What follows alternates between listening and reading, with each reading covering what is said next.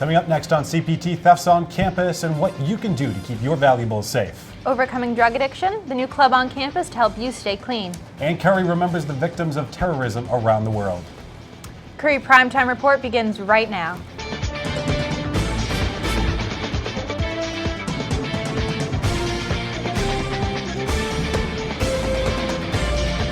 Hello and welcome to Curry Primetime Report. I'm Kyle Coppola. And I'm Brett Duffy. Let's get straight to the headlines making news on campus. Thanksgiving break came and went, but a disturbing email arrived soon after students returned. More thefts from dorms on campus. Curry Public Safety and Milton Police say that thefts of personal property occurred at Bell Hall, Rose, and Suites, probably the Wednesday before Thanksgiving. Students tell CBT that they are concerned about the issue, but also felt common sense is needed. I know a couple people who have had their stuff taken, so I feel bad for them. I just wish the security was a little better in regard to cameras. There aren't any cameras around here to see anybody. I think people need to take care of their belongings and lock the doors and lock the windows and be safe about it. I think it's kind of messed up. We shouldn't have our things stolen from us. I think it sucks, but there's not much you can really do about it. Like, people are going to find their own way to break in no matter what. It's a gated community. People are like, hey, safe college. That's why people send their kids to school here, and it's unfortunate. I hate to see it happen. Public Safety asks if you see anything suspicious to let them know, and the usual precautions were also mentioned, like locking doors and windows and not allowing anyone to follow you into residence halls off of your ID card. And in the wake of the shootings this semester around the country in both colleges and in workplaces, Curry students were shaken when they learned an 18-year-old freshman student here at Curry was arraigned for illegal gun possession and drug distribution charges. Police charged Darius Budasing with having guns, ammunition, and various drugs in his dorm room in Lombard Hall. He was ordered to pay $10,000 cash bail and was not allowed to have contact at Curry. The college says Budasing has since withdrawn from the school. In a report that CPT aired in October, which discussed the new gun that Chief Greeley is now authorized to have, we interviewed random students on the campus. One of those students we interviewed was Budasing. Here's what he had to say about that. Do you feel safe if an active shooter came onto campus? Do you think Curry's prepared for it? Yeah, I feel safe. How so? What do you mean? How do you feel safe on campus? In my dorm, I feel pretty safe. I'm not really scared of anybody coming on campus shooting it up. I feel like we have a safe campus, so nothing really bad's gonna happen. Okay. Plus, anything can happen anywhere, so I'm pretty sure they're prepared for it since everything happened in Oregon. So. Okay, thank you. Curry officials say there is no ongoing threat on campus at this time. As you all know, more than 100 people were gunned down in Paris in November in an ISIS-related terrorist attack. Curry paused to remember the Paris victims and other victims of terrorism at a candlelight vigil here on campus. It was held in front of the Student Center in honor of the recent terrorist attacks in Beirut, Baghdad, Kenya, and Paris. The event was organized by a freshman here at Curry, Stephen Major. When asked why he wanted to create this event, he responded that he was hurt when he heard about the pain being caused in so many parts of the world by the same group. He was appalled to find that Curry was not already holding an event to honor their fallen brothers and sisters in the countries. So he decided to take matters into his own hands. With the help of Spiritual Life, he threw together a candlelit vigil with a tremendous turnout where prayers of many different religions were read along with experts from the victims' families written in light of the incidents. We applaud Stephen for his activism in the dark time, and Curry encouraged all Curry students to act in a similar way if they ever feel that the college is not doing enough on its own. Dozens of students and staff lit candles and formed a silent circle to remember the victims from the attacks. People just going about their Friday night were gunned down at restaurants, concerts, and outside of a soccer stadium. It wasn't long after the vigil that we also learned about the San Bernardino shootings. Our thoughts to all those families attacked by those tragedies. And it's easy to forget about the refugees who are now leaving Syria and other Middle Eastern countries to escape the ISIS killings. But as CPT's Ashley Cafaro explains, the Boston area has a sizable Syrian community, and they are hoping the United States will allow more of their friends and families to resettle here. 48-year-old Dr. Zaki is a dentist in Canton, Massachusetts, and also a member of the St. Matthew's Syrian Orthodox Church. Dr. Zaki left Syria in 1992 and began his new life in the United States 23 years ago. I came in 1992 as a student to continue my studies in dentistry. While some Syrians, including Dr. Zaki, came to the United States for education, he said others came for the freedom. Mainly the freedom of speech. And now thousands of refugees are fleeing Syria. This past September, Obama has increased the number of Syrian refugees allowed into the United States to 10,000. Some Syrians think this is a fair number and others do not. 10,000 is a very small number, but that tells me they don't really have a good plan. And Dr. Zaki still fears for his relatives and other people who are still living in Syria. Mustafa Albak, who is also a Syrian immigrant and an owner of a Middle Eastern grocery store in Revere, worries about his relatives who are still living in Syria. They're very scared, and then some relatives move from one part of the city to another part of the city to avoid like getting hurt. And they are doing what they can to help their homeland and its people. Fundraising, donations. I tried, with a friend, some of that would send some money to people who get hurt. Many Syrians are hoping that the fighting will stop for good and there will finally be peace in Syria. For CPT, I'm Ashley Kafara reporting. As of now, the United States is sticking with the rule that will allow 10,000 Syrians to come into the United States. Meanwhile, presidential candidates like Donald Trump are demanding that no one resettle here at all. Expect that debate to continue. Still head on CPT, drug addiction. It can happen to anyone. We'll introduce you to a former addict who's been trying to make a difference right here on campus. And later, can the Curry baseball team win the CCC again? We'll preview their upcoming season. Don't go away.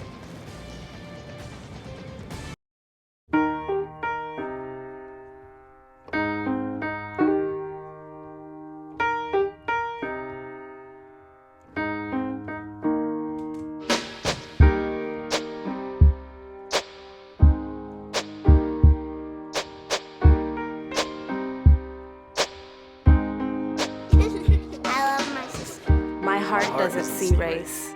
Love is love.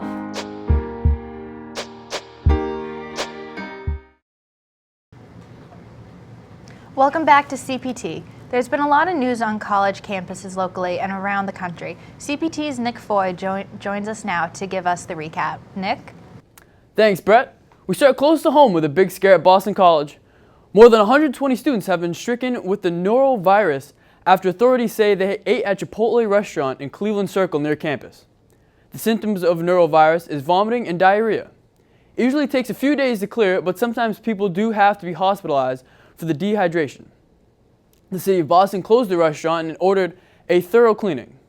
Also near home, Northeastern University has announced that their public safety officers will be trained and allowed to use semi-automatic assault rifles, also known as long guns. Northeastern said that the recent shootings has had them rethink how quickly their own officers need to react in case of an active shooter situation. At Liberty University in Virginia, the president there is taking things one step further. He's telling students they can bring guns to campus. Jerry Falwell Jr. said he carries a gun too and feels that if students have concealed weapons, the campus would be safer. Falwell told CNN that he felt it would be a strong deterrent to any shooter trying to come to campus. In the Midwest, this fall, hundreds of students participated in the University of Missouri protest for racial equality. The protests included occupations, online activism, hunger strikes, and boycotts. These protests are a reaction to the school's lack of response to racial issues and students who say they have experienced racial harassment and bigotry. The protests forced the resignation of the school president. And Louisville is also in the news. The magazine ESPN Outside the Lines published an article in September that accused former Louisville assistant coach Andrew McGee of paying for strippers to attend student parties on campus. Most of the attendees were recruits and freshmen. According to one stripper, Katina Powell, she even had sex with a student and was later compensated by McGee. McGee left his position at Louisville in 2014 and has resigned from his new position at UMKC as a result of this article. While an investigation from the NCAA is set to begin, they have asked legendary Louisville head coach Rick Pitino not to comment on the matter. That's the College Roundup. I'm Nick Floyd for CPT. Kyle, Brett, over to you. Thanks, Nick, for that roundup. Drug addiction. As we reported in our last CPT, it's an epidemic for so many students today, and it can start with getting prescribed pain medication for a sports injury. As CPT Shelby Chandler explains, a Curry student, a former addict himself, is now starting a new club on campus to help recovering addicts stay clean. Support. That's what senior Carter Moran wants to share with those who struggle with substance abuse. Actually, yesterday was celebration of 8 months sobriety. Connor is a recovered addict and president of the student peer group called Day One, put together by students for students facing or recovering from addiction. We all had some experiences that kind of led to the discovery of this group. For Connor and other students involved at Day One, it is about showing that they are there to listen to anyone who thinks they need help by sharing past experiences. We kind of just want to just talk to you and just kind of give our background stories and just kind of do whatever we can to help you. Not only does the group show support from students, but from staff as well, such as Wellness Coordinator Michelle McGraw. Addiction is a disease, and it's really important to be meeting the students where they're at. If it wasn't for them, then I probably wouldn't be here to this day. Day One is not yet an official club here at Curry College. This small meeting meets when they can here at the Kennedy Building in Michelle McGraw's office, but they do have a committed staff and members who are willing to reach out to others and help the organization grow. I'd love to branch this out and kind of make it bigger. But it's not about the numbers, it's about who they can help and how. If they can just reach out to that one person on this campus who they think they can, that can help and support them, we're here to service them. We're just there to support you. For Curry Primetime, I'm Shelby Chandler reporting. If you'd like more information on this promising new club, please contact Michelle McGraw at 65B Atherton. Attention students interested in being an RA. This leadership position could enhance your resume while meeting new people and friends. If you'd like more information, go to the Student Life page on the portal. The deadline is February 12th. Well, so far we have been spared any bad winter weather, but CPT wanted to know if this great streak of warmth will last. So we turned to our chief forecaster, Joe Shaka, to ask, is there going to be snow this winter? Joe? Thank you. As we take a look into the month of December and for the rest of the month of December, I'm sure a lot of people are wondering what kind of temperatures can we see for the next couple weeks of the month. Well, here is my temperature forecast for the remaining parts of the month. As you can see, I think we're going to continue with our very warm pattern across much of the United States here, and especially in New England. Actually, this week and this upcoming weekend, we may have some record highs that may be set. As we take a look at the precipitation, it looks like we could see about average precipitation for the next couple of weeks or so. As we move into the month of January, this is where things really do get interesting for, I think, all of the country and actually all of the Northern Hemisphere. So let's take a look. What does it look like as we head into the month of January and the begin the new year of 2016? Well, it looks like we could see some very, very warm temperatures across much of the country. I mean, look at this. Just way above average here relative to the average. And then as we take a look at the precipitation for the month of January, this is very interesting to note here along the East Coast. Could see maybe an active storm pattern developing. It's certainly a possibility, looking at some of the other factors that we're investigating in the atmosphere. And as we take a look at the next month, as we can advance our graphics here, let's take a look at the temperatures for the month of February. Looks very classic, like an El Nino pattern. As I have said, this is not the El Nino at 97, but there's certainly some factors that are going into my forecast and some of the models that are giving us this kind of forecast. So right now, for the month of February, I do see there's a relatively good chance that we'll see warmer than average temperatures. And for precipitation, looks like, again, that active storm pattern that could begin the new year may continue right into February here along parts of the East Coast. And now over to our snowfall potential. And again, as I like to say, take this with a grain of salt, but it's certainly interesting to look at this, go back and forth with its various forecasts. So this here, again, is the same model that I was just using for the temperatures, but this is a new product called the potential snowfall over the next 45 days. These are 4 individual forecasts which are run by this individual model. So let's take a look at some of these here and what the potential snowfall is over the next 45 days. Well, if you look at all of these 4 maps have in common, if you will, is that they all seem to be honing in here on New England. Let's take a look here for the one top left. You can see here relatively potential significant snowfall for the next 45 days, indicated by the color bar here behind me here. As you can see, anywhere from maybe 20, 30 inches of snow. Same thing here with the second snowfall map that I'm pointing here as well.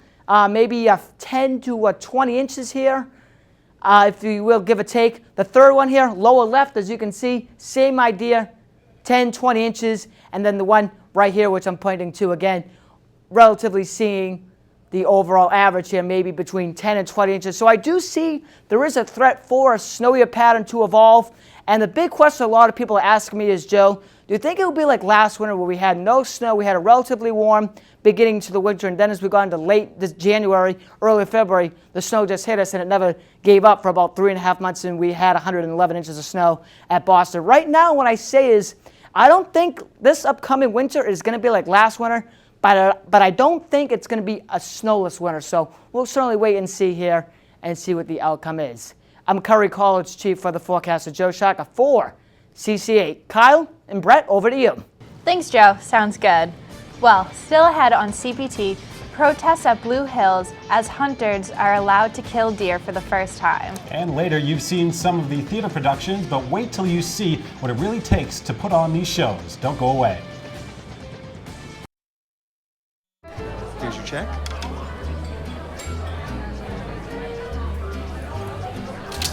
Oh, you got it. You know, since I got rid of my car, I really enjoy walking. Okay. Gone. No. Getting pulled over for buzz driving could cost you around $10,000 in fines, legal fees, and increased insurance rates. Oh, you're home early. You live with your mom? That'll set your game back a few years. Buzzed, busted, and broke. Because buzz driving is drunk driving. Welcome back to CPT. The Blue Hills Reservation was the scene this fall of something that has never happened in the history of the reservation, dating back to the 1800s. CPT's Nick Foy joins us with more. Nick? Thank you, Brett. The Blue Hills Reservation is just up the street from Curry, so many students like to hike and ski there. But early in December, a 4-day hunt was approved to kill deer in an effort to lower the risk of Lyme disease and having too many deer on the 7,000-acre reservation. The hunt gave around 50 hunters the ability to kill deer for the first time. The final tally was 64 deer killed. Protesters tried to scare off the deer with loud noises so they could avoid the hunters. State officials say the deer population has grown immensely over the years and now has reached 85 deer per square mile. This large population is destroying the vegetation and is also a fire hazard according to state officials. They have stated that the controlled hunt is to deal with these environmental problems and is not for recreational purposes. Hunters say that if the deer population gets too large, they will die of starvation, which they say is a very long and painful death. There is no word on whether another Blue Hills deer hunt will happen next year. For CPT, I'm Nick Foy. Kyle, over to you. Thanks, Nick. If you've been to a Curry theatrical production, you know there's always high quality with a lot of professionalism, and recently, CPT's Courtney Lee got an inside look to the making of this year's Black Rocks production. To be or not to be? That is the question.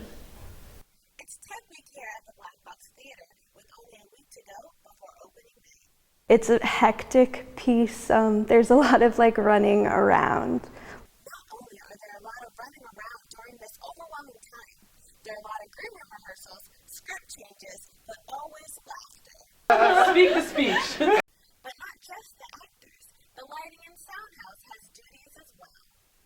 So standby lights 0.7 through 1. Even though on opening night it looks flawless, leading up to the big night, there may be some hiccups. The challenge is he has some costume changes, which are essentially impossible. At times it could be stressful, but the actors still find time to enjoy themselves and remember why they did this in the first place, for the love of theater. It's insane. It's insane. It's so much fun. With this being the last rehearsal of Tech Week, the next one will be in front of an actual audience on opening night. I'm Courtney with CPT signing off. Amazing amount of work to put all these shows on. If you want to see the final theatrical production of the season, The Cherry Orchard, it will be playing December 10th through the 12th at the Keith Auditorium. They are a hard-working group, I can attest. Another hard worker is our own Leverett Ball, and he's here to give us an update on winter sports. Lev? Thanks, guys. Here's an update on what's new in Curry athletics. As of the taping, the women's basketball team has a .500 record thus far this season with a 4-4 record. Upcoming games include Johnson Wales, Endicott, and University of New England. Head coach Fran Elms and the entire women's basketball team have high hopes on the squad making a bid at this year's conference playoffs. The men's basketball team has had a disappointing start to the season with a current record of 0-9. Their upcoming games include Wesleyan, Endicott, and University of New England. Standout players this season have included junior Trey Jones, who's averaging 13.4 points per game, as well as senior Tim Flanagan, who is averaging 11.6 points per game. Meanwhile, on the ice, the men's hockey team currently holds a 1-7-2 record. Upcoming games include Cortland State, Plymouth State, and Potsdam State. Head coach TJ Manisterski is eagerly anticipating the return of a number of injured players, most notably including senior defenseman Ryan Gay, who has been limited to just 3 games this season due to numerous injuries. It's never too early to talk about spring sports too.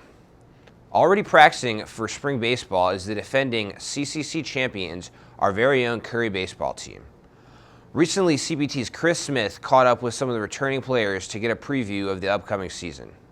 It was a hit to remember.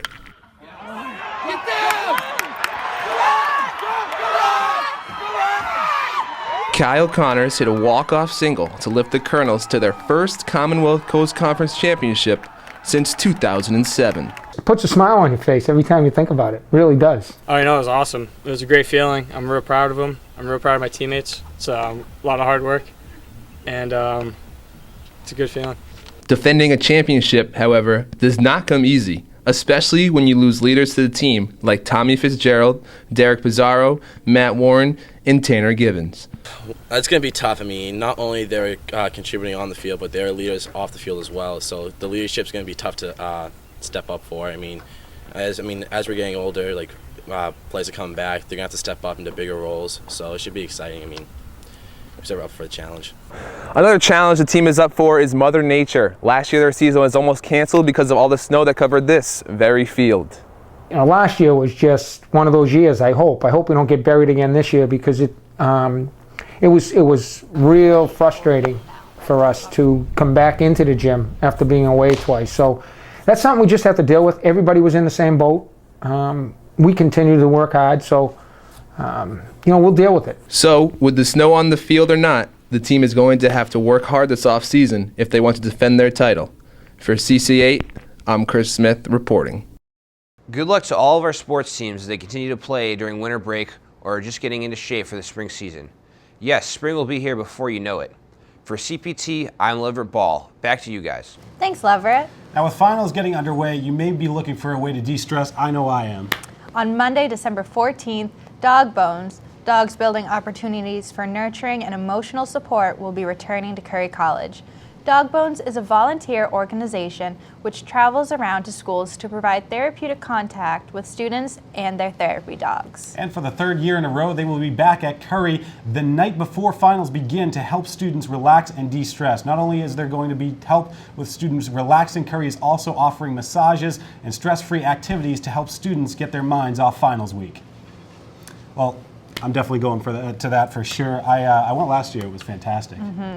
And after you're finished with finals, you will be graduating. I know. I can't believe it's coming to an end here at Curry College. My time here at CC8, it's been absolutely fantastic. Especially kudos to our director, Alan Plant, because he will also be graduating. So thank you, Alan, for all you've done. And again, I'm going to miss everything here at CC8, but things look up for the future. And I can say on behalf of all of us, we will miss you guys. Thank you very much, Brett. All right, that's going to do it for this edition of CPT Update. We'll see you next time.